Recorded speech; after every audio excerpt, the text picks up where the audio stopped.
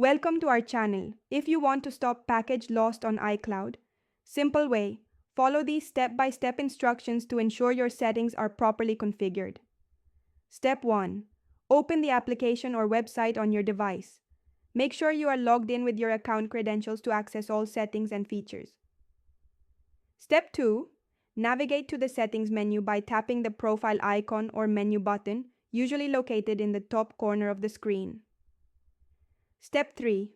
Look for the relevant section in your settings menu. This may be under Privacy, Security, Preferences, or Account Settings depending on the platform. Step 4.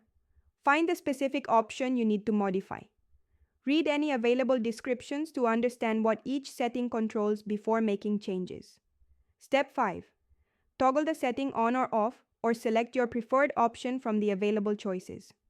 Some settings may require additional confirmation. Step 6.